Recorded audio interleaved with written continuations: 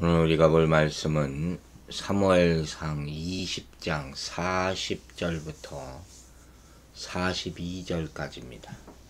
사무엘상 20장 마지막 부분입니다. 40절부터 보겠습니다.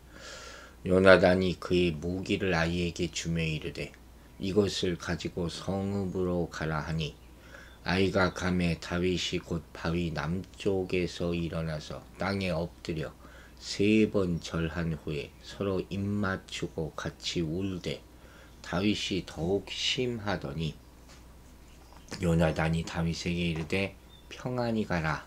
우리 두 사람이 여호와 이름으로 맹세하여 이르기를 여호와께서 영원히 너와 나 사이에 계시니 내 자손과 네 자손 사이에 계시리라 하였느니라 하니 다윗은 일어나 떠나고 요나단은 성읍에 들어가니라. 자, 눈물 없이 볼 수 없는 그런 장면이 지금 나타나죠. 다윗과 요나단의 헤어질 수밖에 없는 이루어질 수 없는 사랑이겠죠. 먼저 40절을 보면 요나단이 병기를 아이에게 주며 이것을 가지고 성으로 가라 그랬어요. 뭐 화살 이런 것을 다 줬겠죠. 그래서 사울이 있는 곳으로 돌아가라고 명령한 거예요. 그가 사용했던 그런 무기였을 거예요. 지금 요나단이 소년과 함께 나온 들은 기브와 성읍에서 약간 떨어져 인적이 드문 그런 한적한 들이었어요. 그럼에도 불구하고 요나단이 다윗에게 직접 사울의 의향에 관해 의기하지 않고 활을 줍는 소년에게 말로 암호를 삼은 것은 철저한 보안을 유지하기 위해서였죠. 이것도 안타까워 보이죠. 아무도 믿지 못하는 상황, 자기 사랑하는 친구를 이렇게 떠나보내야 하는 그 심정이 어땠을까 하는 것을 보여줍니다.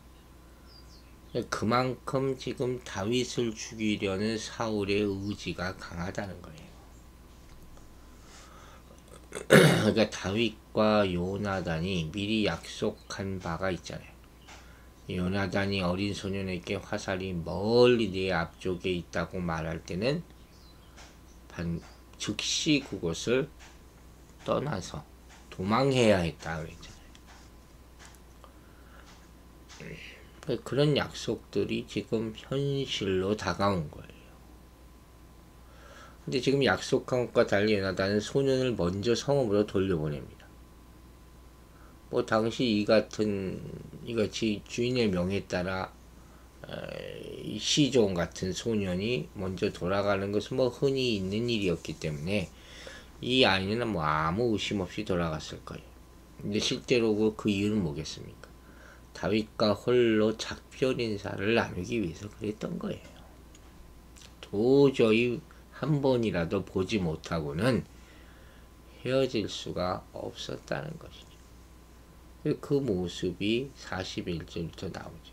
아이가 가매 다윗이 곧 바위 남편에서 일어나서 땅에 엎드려 3번 절한 후에 피차 입맞추고 같이 울되 다윗이 더욱 심하니.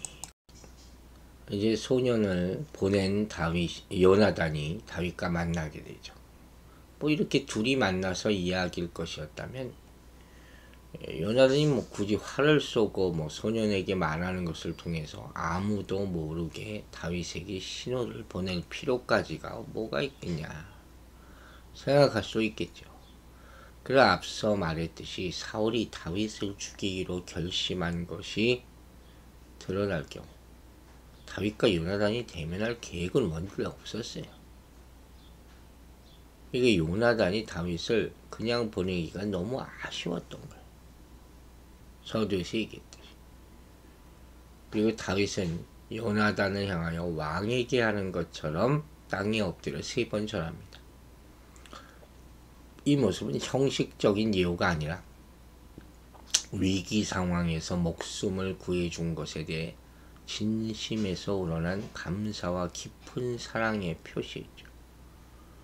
그러니까 아버지의 뜻을 거절하면서까지 사랑하고 보호해준 요나단의 사랑과 우정에 대해서 다윗은 복받치는 감정으로 감사의 절을 올렸던 것이,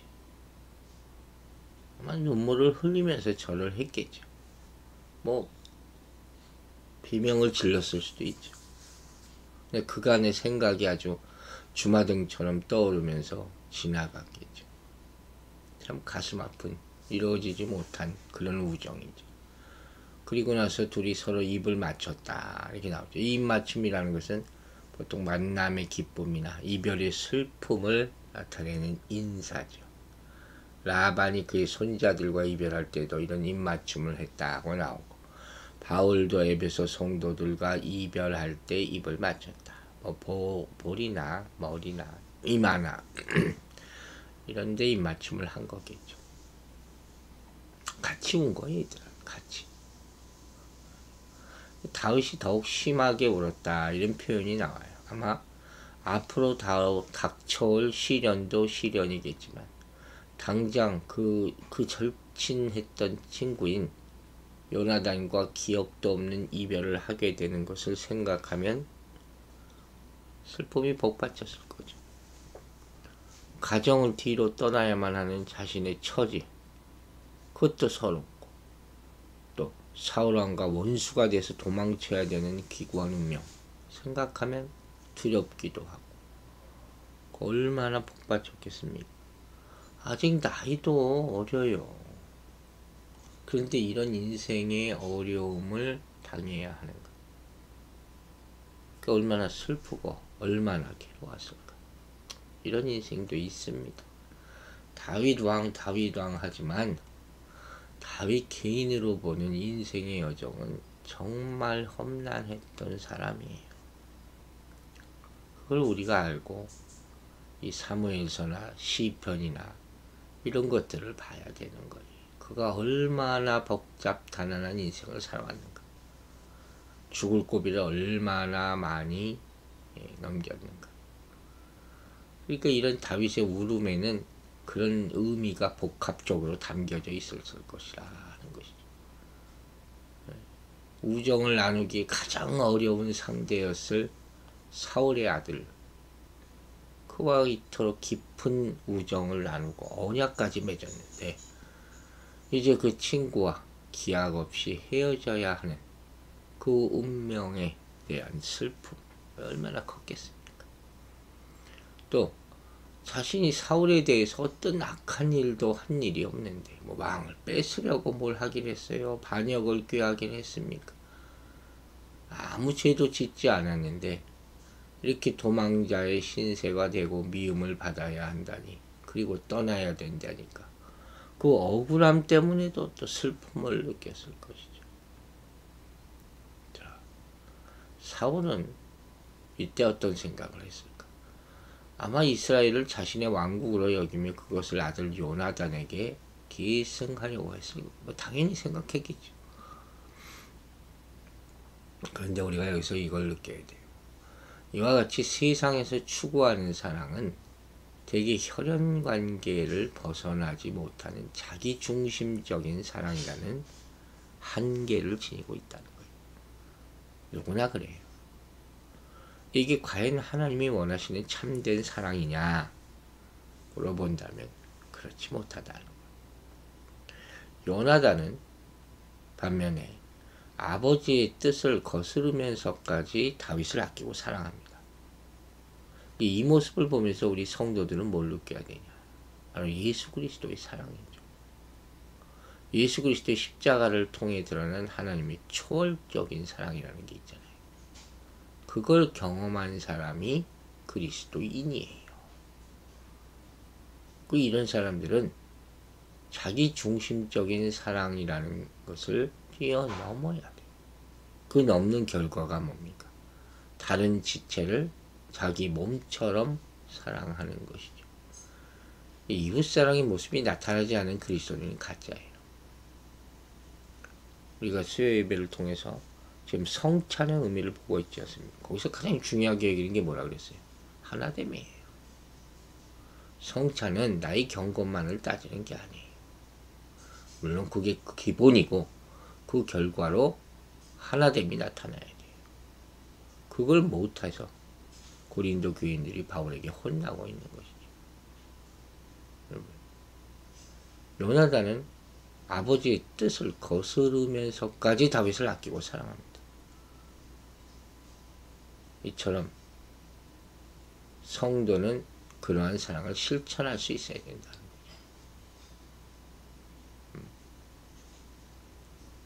거죠. 조건적이면 이기적인 사랑은 참된 사랑이 아니고 왜곡된 사랑이다. 자기 사랑일 뿐이다.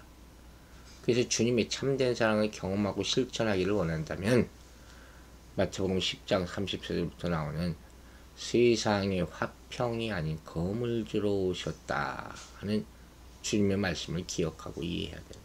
따라야 되는 거예요. 예수님께서 제자들에게 처음 나를 따르라 할 때 가장 중요한 것들을 다 내려놓고 오라 그랬잖아요. 가족들까지. 이 어마어마한 명령이라는 것이죠. 그게 가장 기본이라 하는 것이에요. 이제 42절 봅니다. 요나단이 다윗에게 이르되 평안히 가라. 우리 두 사람이 여호와의 이름으로 맹세하여 이르기를 여호와께서 영원히 너와 나 사이에 계시고 네 자손과 네 자손 사이에 계시리라 하였느니라. 다윗은 일어나 떠나고 요나단은 성으로 들어오니라. 평안히 가라. 요나단의 작별 인사죠. 샬롬이죠. 다윗의 안전과 평강을 빌어주는 기도와 같은 심정으로 인사했겠죠. 말이 평안히 자기 마음도 평안하지 않았을 거예요. 지금 이 상황은 사실 다윗과 요나단이 마음대로 길게 작별 인사를 나눌 시간조차 없는 상황이에요. 다윗의 목숨을 노리는 사울과 측근들의 눈초리가 사방에 깔려있지 않았겠습니까? 그래서 요나단은 순간적으로 격정한 후에 평안히 가라 한 말로 다윗을 기약 없이 지금 떠나보내고 있는 것이죠. 진정 요나단의 작별 인사처럼 깊은 사랑과 우정이 깃든 샬롬에서의 기원이야말로 인간과 인간 사이에 나눌 수 있는 가장 아름다운 선물이라고 할 수 있겠죠. 우리는 어디 가서나 가장 먼저 샬롬을 기원해 줘야 돼요. 신방을 가서든지 어디 가서든지. 지금 또 전쟁으로 많은 생명이 죽어가고 있는 우크라이나 땅에도 하나님의 샬롬이 임하게 되기를 기도합니다. 이 샬롬이라는 게 참 하나님이 주시는 평강이잖아요. 하나님이 주시는 평강이 인간에게 있다면 모든 전쟁은 없어졌을 거예요. 그러나 인간이 힘으로 만드는 무언가 그것을 평안을 만들려고 하기 때문에 샬롬이 이루어지지 않은 거예요. 또 한 가지 여기서 볼 것은 뭐냐. 요나단이 이미 앞에서 말했듯이 하나님께서 반드시 다윗을 지키며 보호해 주시고 왕위에 올리실 것까지 확신하고 있었다는 거. 언제부터 요나단이 이런 생각을 했을까? 그것도 사실 궁금해요. 그러나 언제 하나님의 음성을 들었겠죠. 다윗의 모습을 보면서 이 사람이 내가 아니라 이 사람이 다음 왕이 될 사람이구나. 진정 하나님이 기름 부은 사람은 이렇게 살아야 되는구나. 지금 자신의 아버지 사울의 앞날은 왜 걱정이 안 되겠습니까? 자신의 처지도 괴롭지 않을 수가 없겠죠. 이 앞날이 너무 확실히 보이는 거예요. 지금 요나단은. 그런 복잡한 심령 가운데서 다윗에게 도망치는 다윗에게 다시 한번 나와 너 내 자신과 내 자손을 강조하면서 하나님의 이름으로 서로 약속한 내용으로 인사를 하는 거예요. 우리의 미래가 달려있는 거니까 과연 어떻게 될 것인가. 하나님만이 우리의 미래를 보장해 주실 수 있다 하는 거죠. 즉 여호와께서 요나단과 다윗 사이에 계시다 하는 말은 여호와께서 요나단과 다윗의 언약의 영원한 증인이 되신다. 하나님의 이름으로 맹세하는 거죠. 그리고 이 언약은 단순히 요나단과 다윗 둘 사이만이 아니라 두 사람의 후손에게도 유효하다는 거죠. 그래서 여호와께서 그 자손들 사이에서도 증인이 될 것이다. 우리 대에는 이루지 못할 사랑 이런 말들 하잖아요. 그런 거에 포함되는 거예요. 이 말을 끝으로 다윗의 왕궁 생활은 끝나게 되고 이제 험한 도망자의 생활이 시작되게 되는 것이죠. 이렇게 다윗은 사울의 위협을 피해서 도망치고 요나단은 궁으로 돌아가게 됩니다. 그 후 다윗과 요나단은 단 한 번의 기쁨의 제의를 하게 되는 모습. 사무엘상 23절에 3장에 나옵니다. 다윗이 기브아에서 도피해서 라마로 가고 노브로 가고 가드로 가고 아둘람 굴로 괴로운 도피 생활을 시작하게 되는 다윗 인생의 가장 어두운 그런 기억들이 나타나게 되는 거예요. 도망치고 그래서 사울이 죽는 날까지 온갖 고난이 뒤따르는 정처 없는 도피 생활에 접어들게 되는 것이죠.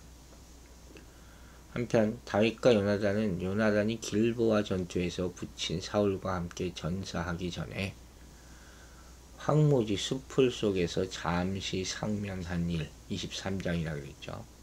그걸 제외하고는 다시 서로 만나지 못합니다. 그래서 후일 다윗의 노래 속에 요나단의 죽음을 서러워하는 애도의 심정이 나타나 있기도 합니다. 얼마나 슬펐겠습니까? 여러분, 하나님의 뜻은 이루어져요. 그러나 인간의 악함 때문에 우리는 슬픔을 맛보게 될 수가 있어요. 그래서 우리 성도들, 즉 예수 그리스도 안에서 한 몸 된 성도들은 하나님이 하나 되게 하신 것을 힘써 지키기 위해 노력해야 하는 거예요. 성도들은 그리스도께서 죄인들을 위해서 무엇을 행하셨는지 매 순간 상고해야 되고 다른 지체를 대할 때 겸손과 온유와 참음으로 사랑 가운데 용납해야 합니다. 할 수 있을 때 하라 했어요. 그 사랑을 지키지 못할 때가 옵니다. 그때 아무리 슬퍼한들 무슨 소용이 있겠습니까? 하나님이 지켜주고 싶어도 이미 깨진 사랑을 어떻게 하겠습니까? 우리는 이 말씀에 큰 교훈을 얻어서 안타까운 마음으로 이 모습을 돌아보고 우리의 사랑을 지키게 되기를 주의 이름으로 축원합니다. 기도하겠습니다. 아버지 하나님, 오늘 우리는 슬픈 모습 다윗과 요나단이 이제 마지막 작별 인사를 하는 모습을 봅니다. 우리 인생 가운데도 많은 고통과 아픔, 쓰라림들이 있습니다. 그 슬픈 마음이 들 때마다 다시 한번 하나님의 이름을 불러봅니다. 우리가 살아있는 동안에는 이런 아픔이 없게 하여 주시고 또한 우리의 잘못으로 말미암아 이런 일이 생겼다면 우리가 먼저 회개하고 돌이켜서 깨어진 사랑들이 회복될 수 있도록 도와주시옵소서. 우리의 앞길을 하나님의 맹세에 맡깁니다. 하나님이 아니면 우리가 과연 어떻게 장래를 보장받으며 살 수가 있겠습니까? 주님 오실 때까지, 우리가 주님께 갈 때까지 항상 예수 그리스도의 이름으로 맹세하고 또 맹세하여 주님의 언약과 축복이 이루어지는 삶을 살게 도와주시옵소서. 오늘 하루도 주께 모든 것을 의지하오며 예수 그리스도의 이름으로 기도했습니다. 아멘.